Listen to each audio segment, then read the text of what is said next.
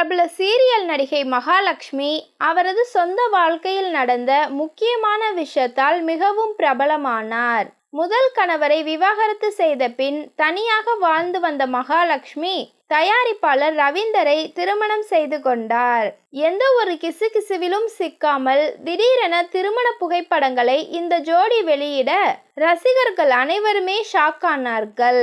அதன் பிறகு இவர்கள் மிகவும் பிரபலமாக ரசிகர்களால் பேசப்பட்டார்கள்.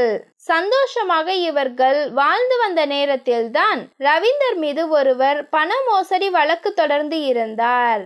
இதனால் கைதான ரவீந்தர் பல போராட்டங்களுக்கு பிறகு ஜாமீனில் வெளியே வந்தார். அதன் பிறகு உடல்நிலை சரியில்லாமல் போக மருத்துவமனையில் அனுமதிக்கப்பட்டு சிகிச்சைக்கு பின் வீடு திரும்பினார்.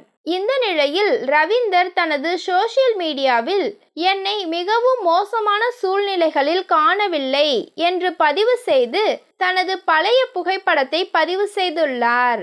அதை பார்த்த ஒரு ரசிகர் விவாகரத்து ஆனதா என கேட்க அதற்கு ரவீந்தர், எனக்கு எஞ்சி இருக்கும் ஒரே உலகம் மகாலட்சுமி தான். அதனால் நீங்கள் கடுமையாக பிரார்த்தனை செய்து கொண்டே இருங்கள். ஆனால் நீங்கள் நினைப்பது நடக்காது, அது சாத்தியமற்றது என பதில் பதிவு போட்டுள்ளார்.